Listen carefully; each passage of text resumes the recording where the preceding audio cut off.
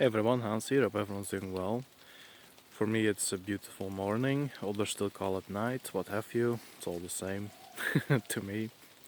I wanted to talk a little bit about a topic that I've been given, you might almost say, by a friend. We were talking, and at some point he says,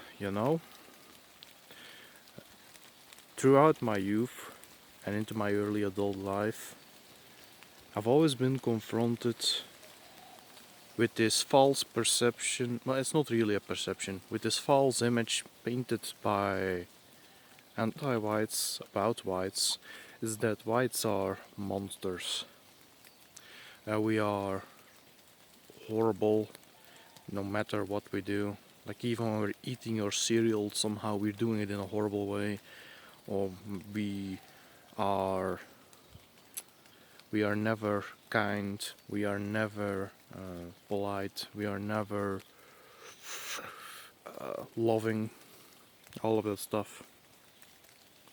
And that actually made me think for a second, especially then, as he said, and and this is a quote, you know, and at some point, it doesn't matter how much I tried to show people that I am a good person because I want to be. I could never do anything right because people didn't want me or didn't want to see it. People kept accusing me of doing horrible things anyways. They were they were joining this false narrative about my people, about me. And at some point I figured, okay, well, if you are so desperate to depict me as a monster, then a monster you will get.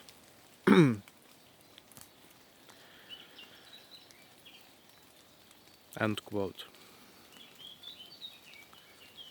That is something I believe many, particular young men, feel. Maybe some women too.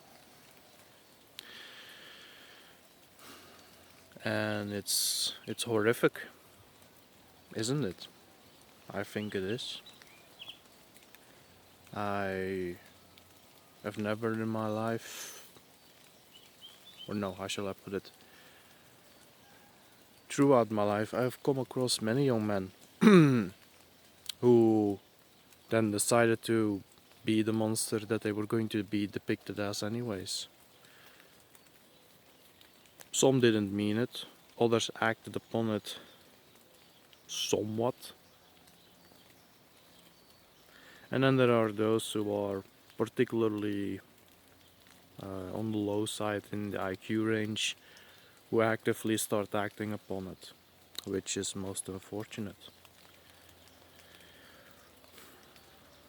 Now we can whine, I suppose, about the anti-whites setting up society in such a way, setting up TV shows particularly, and posters of and just in commercials and what have you.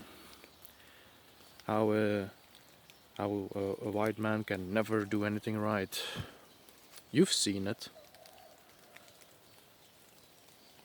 And how it so affects the psyche of many, particularly children, white children, young boys, that nobody is going to love them anyways.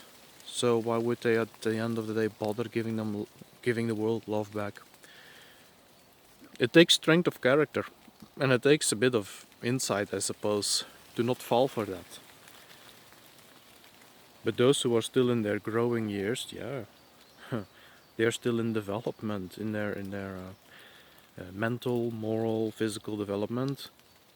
They will trip over that stuff with a quickness, and if you're not careful enough, I suppose, if you start acting like that, you will become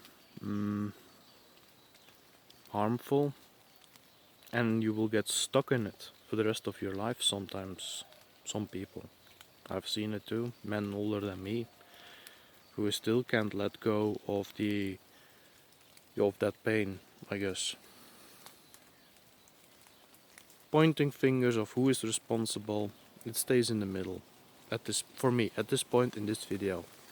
That doesn't mean that those who set this up are without responsibility, because they most certainly are.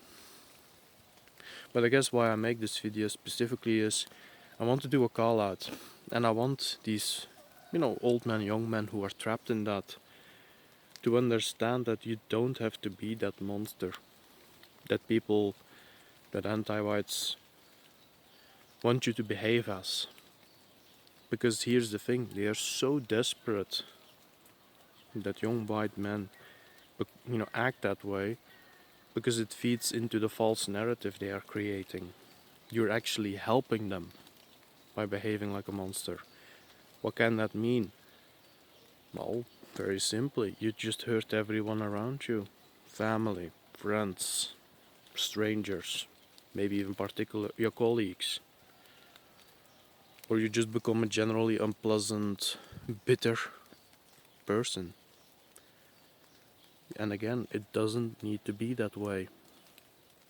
What it takes is that you look within yourself and you say, you know what, at the end of the day, that's not who I am. And you can sense that by the bitterness, by the bile, by constantly picking fights with others for no good reason.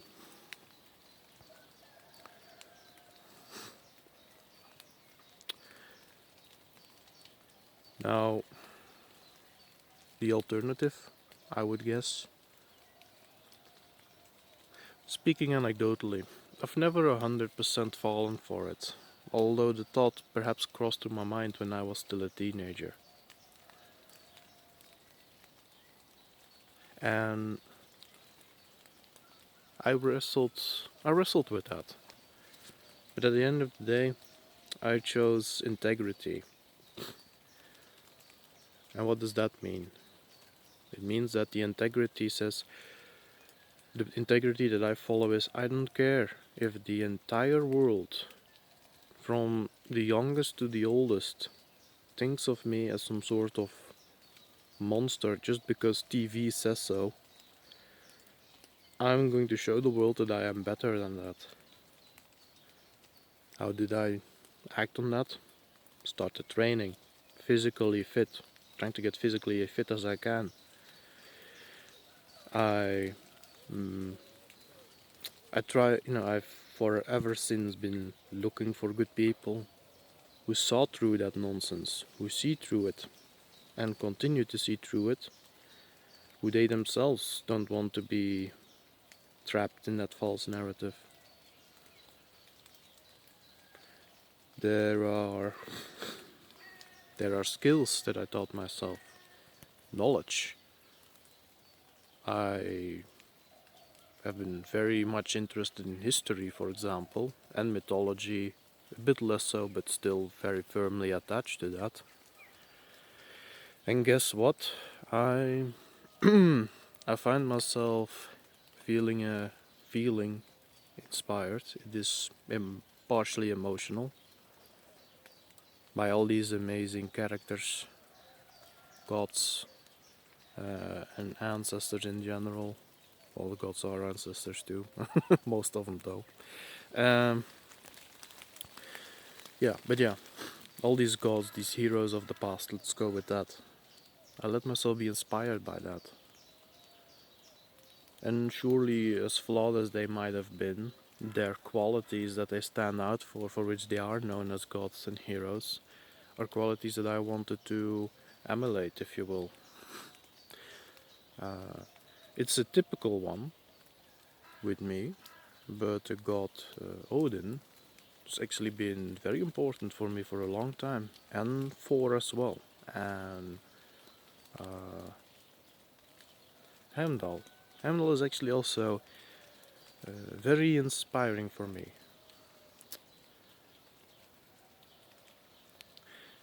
Now, of course, these are three big ones. Sounds perhaps a bit like a cliche, I suppose, because for most people, Odin is the big one. But that's because mostly they haven't heard of any others. I'm not holding that against them. Actually, why am I going on this tangent? Damn it! I'm talking about anecdote here. It's about me for a second. But yeah, I'll leave the tangent for later. Maybe make it a bit of a longer video. But I think it's an interesting side topic. I but yeah, I let myself be inspired. Good qualities. Um, Knowledge, wisdom, from then you might say. From for no, physical strength, obviously, and caring. I'm not sure how many people have noticed from looking into the stories and actually pondering about, who is Thor actually outside? Because everyone loves him for his strength and what have you, but who is he? What's his personality? He is very impulsive, as in my perception, but he cares so much. That's what actually drives his impulses, you might say, and that is something I find very endearing. Uh, Heimdall, in a certain, watchful. Watchful and not just the guy who sits at the door and lets people in or what have you, or keeps them out. It's not just a bouncer. He actively will leave his post if he thinks that he can do something right. And I think if people look at me, they might see, I make it my own, right? As I act upon, let's say, these minds or mindsets, no, these traits, I suppose. I'm not really sure how to describe it. But yeah, I uh, I do believe that if you look at me, those particularly who know me well, can kind of see that I'm always delving into meanings, or that I'm even from my videos, I think you can see that, and that I go to a lot of topics. That's what you might say is inspired by Odin, whereas for that's just I make these videos because I care about people. I really do. And that's not just because I'm emulating, it's because I actually care. And I suppose, 4 shows that's totally okay. Guess what? A positive. Something that goes, 2 positives already that go right against being that monster the anti-whites want us to behave as. And now, I guess you don't can see that so easily, and it's not really that well, it is important for me, but it's not that important that others necessarily notice that, I guess. But I look after people too. Sometimes even without them noticing it. um, and this is just, there is more. And of course, well, there is another god. Also very, maybe the most important one for me, which is Wodan. And oh boy, I can already, I can already see some people think like, what? But you just mentioned him, Odin, and now you're saying Wodan. That's twice. That's the same dude. I don't think so. And no, that doesn't take away from one or the other. They're both very impressive characters, very impressive beings.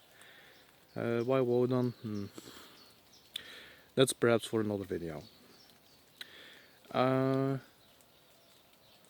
So yeah, but through that, I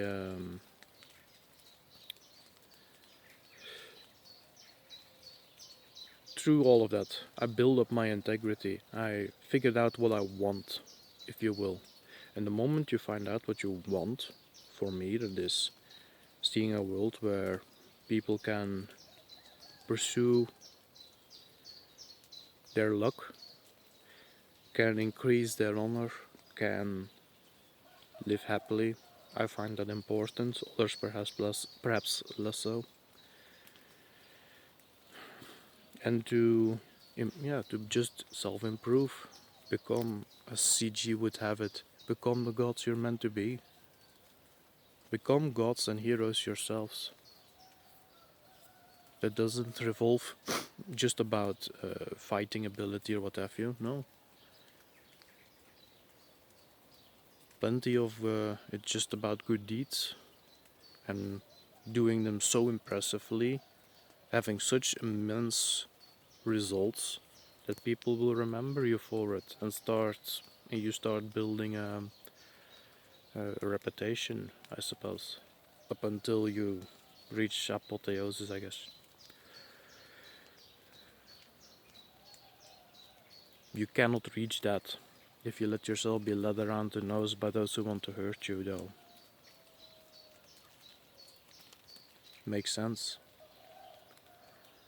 So, figuring out what you want, and you need to come from a place of love, in my opinion.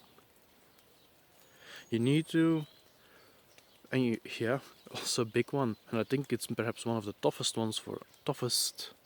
things for some to do is admit you've been hurt, and that a lot of years perhaps might have been wasted.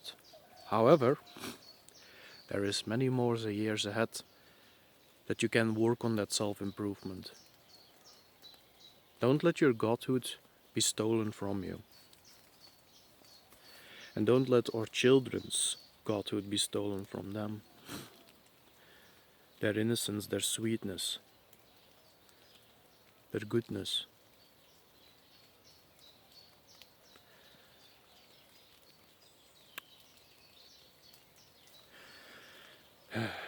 This may actually be a bit of a longer one, although I keep in mind that this device I'm using doesn't record for as long as I sometimes want it to, so I may come back to this topic at some point. But yeah, to abandon, in my eyes, the villain, the public villain. What is the public villain? Well, it's really simple. You can see it in some stereotypes that I've already come up with, and there's plenty more. And just look at who do people despise these days? Who were they despised for the last 20, 30 years? Not because these people may or may not have done something bad. I mean, most of them are historical figures. But because TV says so. So actually also a good tip on just get rid of your TV. What the hell is still on there?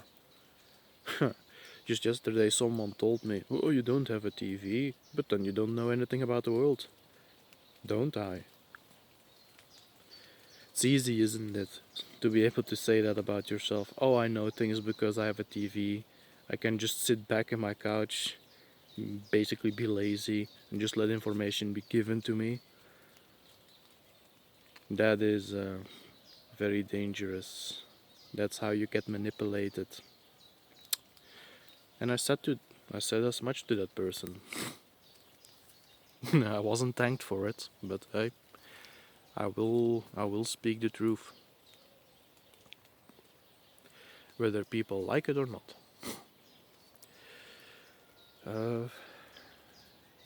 Yeah, and well, no, excuse me, got something dust in my nose or some such.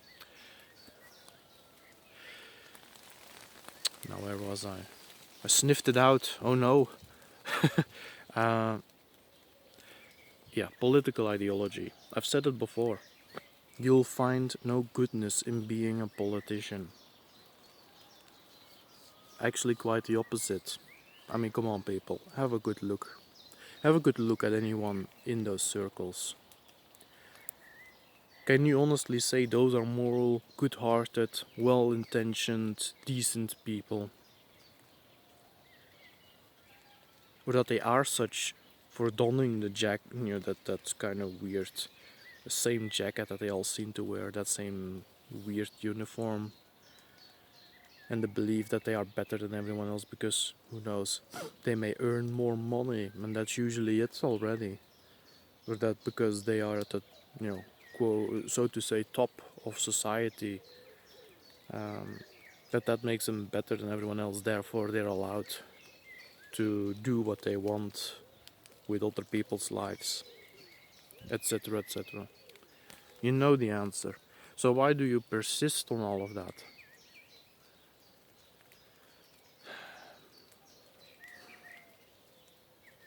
And there are also these people who they're actually getting close, being inspired by heroes of old, and gods perhaps even. but it is predominantly that they marry themselves to those characters. Like it's kind of an ego thing at the end.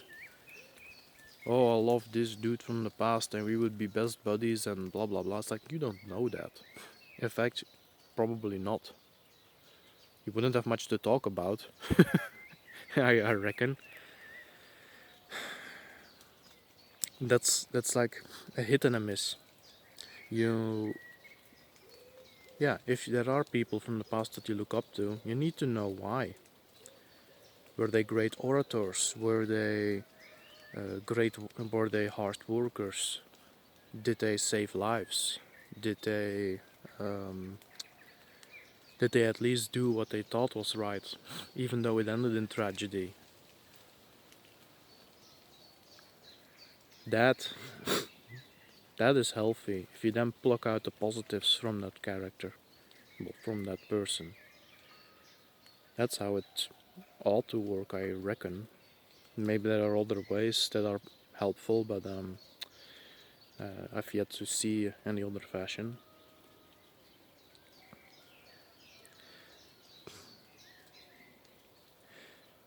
And yeah, be upstanding. It is tough to want to stop. It's tough to break free from false narratives or from popular narratives. It is, but it can be done. You just need to have the willpower and the strength within yourself to say, yeah, I'm gonna be exemplary. So, children, this is actually also a helpful one in my eyes. When children look at you, they should be able to discern something from you that they can be inspired by. If you behave like that, now we're talking. So, yeah, I think that's a good example. The um, with the whole virus nonsense going on these days. Hashtag or whatever. No, I'm not a doctor. Blah blah blah. YouTube and CNN are always right, and I'm lying as per usual. Whatever. So we got that out of the way. These masks and all of that nonsense. I don't wear them anymore, except when I know that other people may get in trouble if I don't. That's the exception. And I'm doing it in places where I probably could be fined for it. And guess what? I'm still not wearing it anymore. Uh, Never liked it, never will. I've actually become more detested by it. And all the other adults may be wearing one.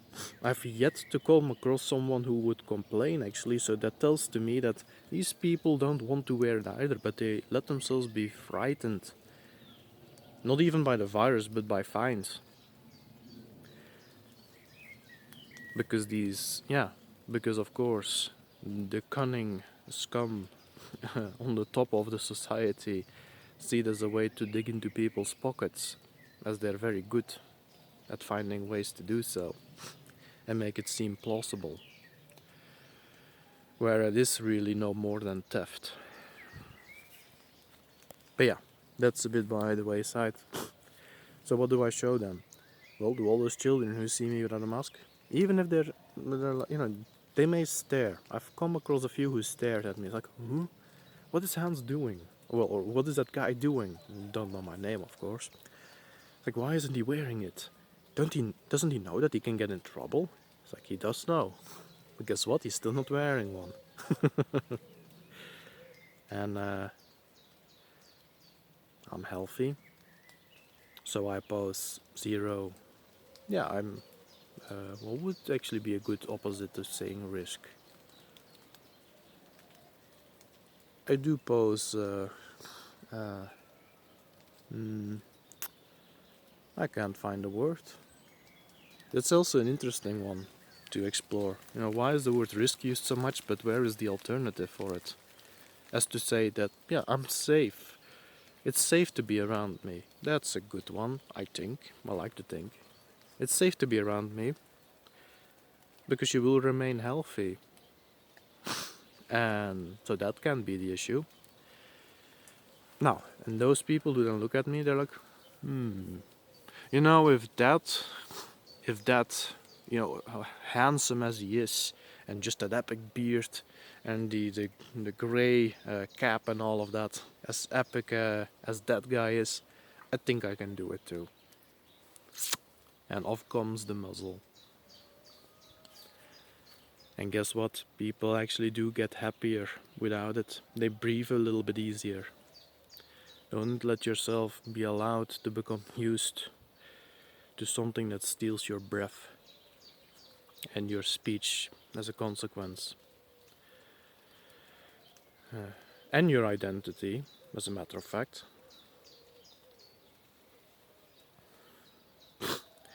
That is not what we do in the West.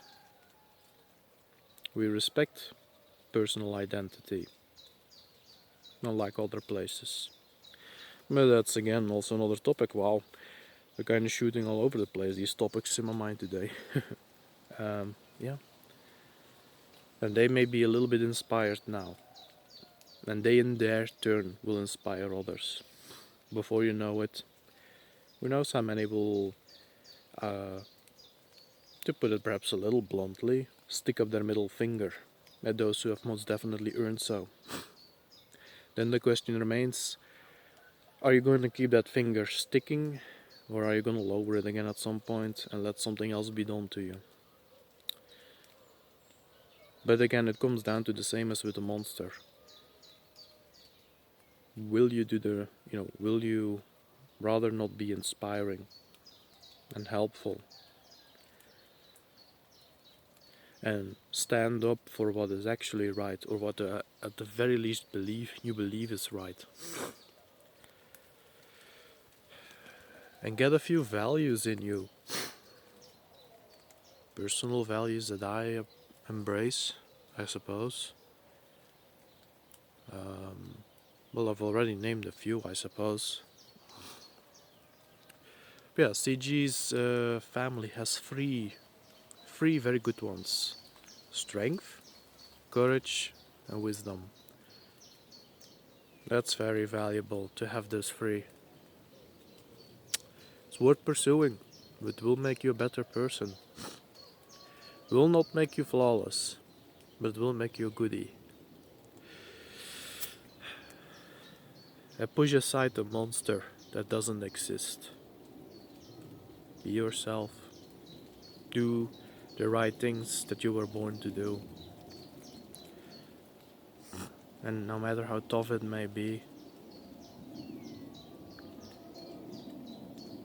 it's worth doing. Because it will be living a life that you were meant to have. If there were no anti-whites, maybe that's just the trick. We're gonna have to start living and make sure that the anti-whites are as far removed in their influence from those that we care about, that which we care about, as we can.